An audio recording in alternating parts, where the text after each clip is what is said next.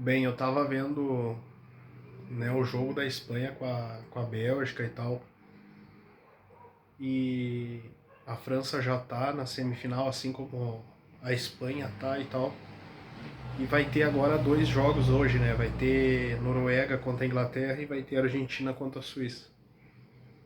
Eu acho que, assim, pro bem, né, do futebol e para quem gosta de assistir assim, não aquele futebol mais burocrático, retranqueiro e chato, seria bom a França ganhar a Copa do Mundo, né? Porque a França é melhor que todos, assim. Eu vi todos os jogos da França, todos os jogos da França. E a França foi melhor que todo mundo. Melhor que todo mundo, assim. Não tem nenhum futebol na Copa do Mundo que se compare com o futebol da França. Nenhum. A França é a melhor seleção da Copa do Mundo. Entendeu? Então, assim, daí você vê, por exemplo, outras seleções como a Espanha, que é chato de ver jogar. É chato, é chato. Daí tem a Argentina, que parece que bateu no teto, e não é nenhuma surpresa a Argentina ficar pela Suíça e não passar. Tem muita gente já cravando Inglaterra e Argentina e França e Espanha, que já está decidido, né? Mas assim, essa classificação da Argentina aí não é muito garantida não. Essa classificação da Argentina pode acontecer que não, ela não é uma classificação muito, vamos dizer assim, tá garantido. Não, não tá garantido. Entendeu? Então assim, pode acontecer que a Argentina fique de fora da semifinal. Então é provável aí que tenha uma Inglaterra e Suíça na semifinal. Uma Inglaterra e Suíça. E com uma final Inglaterra e França. E com Suíça e Espanha fazendo o terceiro lugar. Porque ou tem muita gente, né, que diz que França e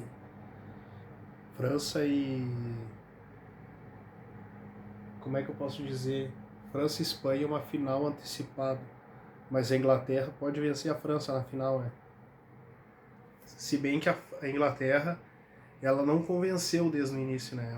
Ela veio convencendo, mas tem aquele jogo contra o México, que o México foi na raça, foi na determinação, foi na atitude.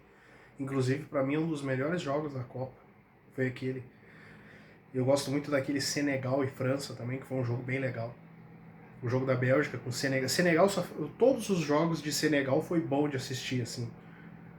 Assim, se um dia eu tivesse dinheiro e tivesse o privilégio de ver um jogo ao vivo lá no estádio, e daí tinha que comprar ingresso e tal, e daí tu teria que escolher a dedo os jogos, porque são por questões financeiras e tal, cara, era escolher os jogos de Senegal, porque Senegal foi uma seleção que caiu fora para a Bélgica, mas foi uma seleção que propôs jogo, foi uma seleção que em nenhum momento foi covarde. Tipo, você pegar, por exemplo, cara, compara o que foi Senegal com o que foi a seleção do Paraguai, que para mim foi a maior vergonha, assim, aquilo, uma seleção suja, sabe, assim, uma seleção podre, imunda, no sentido não literal, mas no sentido lógico, no sentido de espírito, sabe, covarde, assim, em vez de, cara, somos inferiores, mas vamos jogar, sabe, uma retranca. Uma coisa é ser retranca, outra coisa é ser um ferrolho maldito, que foi aquele jogo Paraguai e França, que foi, para mim, foi um dos piores jogos que eu vi na minha vida. Um time covarde, nojento. Então, assim, tu vê que foi tipo um jogo de Libertadores, parecia um jogo de gauchão. Assim, aquele jogo Paraguai e França, parecia esses jogos que tem no Alfredo Jaconi, no Estádio Centenário, sabe? Sei lá, Juventude e Brasil de Pelotas. É... Entendeu? Então, assim, e falando do Brasil, tudo que aconteceu. Eu sou aqui de Caxias do Sul, né? E eu vi zagueiro jogar de lateral direito improvisado. Eu vi. Eu vi ao vivo no campo. Eu me lembro de ver o Bolívar Teve um jogo, não lembro se foi no Centenário ou foi no Jacone. Foi um jogo que o Inter veio fazer aqui em Caxias do Sul e o Bolívar tava jogando de lateral direito. Cara, uma coisa horrível, horrível, assim. O Bolívar já não era um zagueiro extremamente técnico, era um zagueiro meio bruto, assim, né? E eu me lembro que a bola vinha assim, ele meio que se escorava por baixo do adversário e cabeceava assim, né? Era o meio jeito do Bolívar jogar. E ele tava de lateral direito, assim, ele não passava do meio de campo. Cara, que coisa horrorosa. Pois eu consegui ver na Copa do Mundo e as pessoas viram na Copa do Mundo um zagueiro jogando de lateral direito. E foi uma das coisas mais horríveis, né? Que o Brasil já teve. Daí foi colocado o Danilo. Horrível também. Horrível, horrível. E mesmo nos tempos áureos dele, no auge dele, ele nunca foi um grande lateral. Ele nunca foi. O Danilo nunca foi um grande lateral. Ele foi sempre um lateral mediano.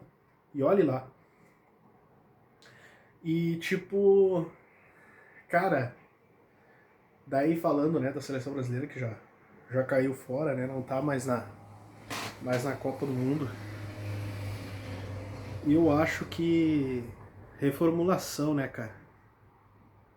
Reformulação e tipo, os 3 goleiros eu acho que nenhum vai estar na Copa de 2030, né?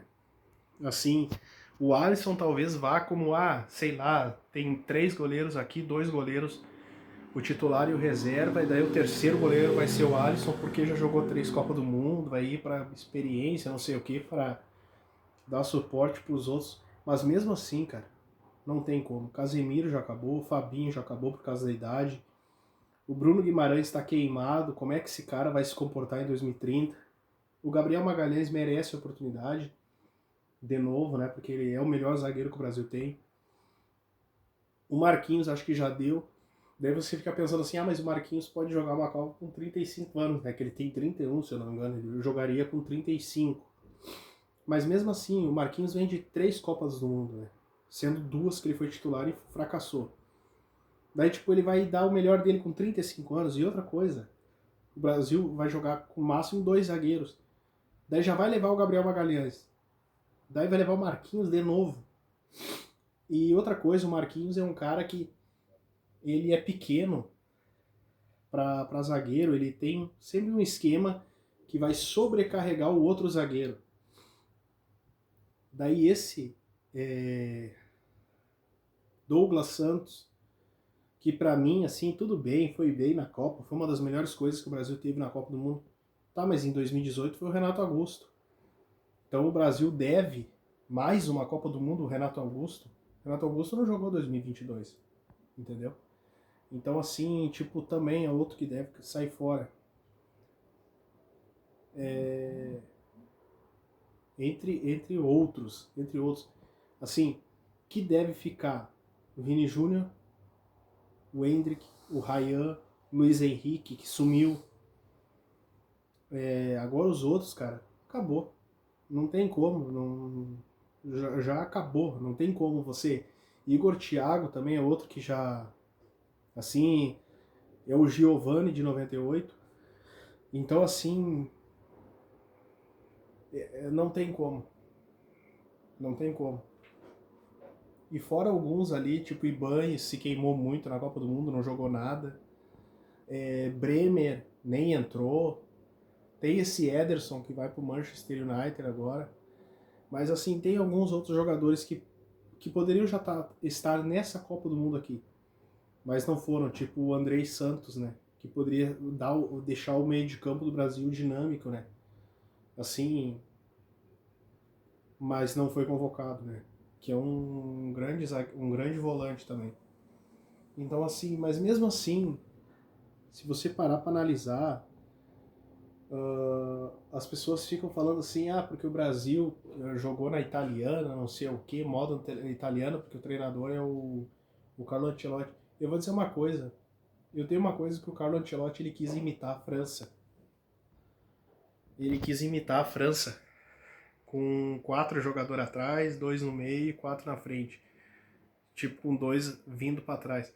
Só que, cara, a França tem o Olise, a França tem o Mbappé, a França tem o Dembélé lá. e cara, tem o Pavecano na zaga. Cara, a França é totalmente equilibrada. A França tem uma zaga, tem um zagueiro lá do que joga no futebol alemão. Cara, um zagueiro que vale por dois.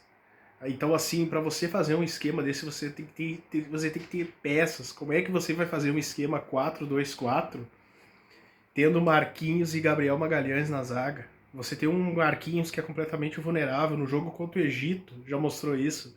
Passe errado, não passando confiança. Daí você vai fazer um esquema desse tendo Casemiro como volante. Você vai fazer um esquema desse tendo, cara, tu vai um meio de campo com Casemiro, Paquetá e Bruno Magalhães. Cara, não tem como, cara. Pra tu fazer um meio de campo desse, tipo, fazer assim, tu vai jogar 4-2-4. Cara, tem que ter um esquema assim. Cara, nem o Dunga e nem o Mauro Silva conseguiu sustentar um esquema desse em 94.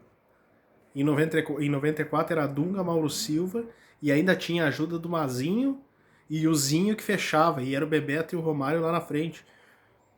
Então tu vê assim que nem esses grandes volantes, que são os melhores volantes da história do futebol brasileiro, não tinham que ter mais ajuda. Daí tu vai acreditar que o Casemiro, com 35 anos na cara, 34 anos, ia correr, ia fechar ali, ia proteger bem a zaga, ia chegar também criando, ia ajudar o lateral, ia ajudar dos dois lados, né? Porque o volante tem que ajudar os dois laterais, tem que ajudar a zaga e tem que ajudar as costas dos meios.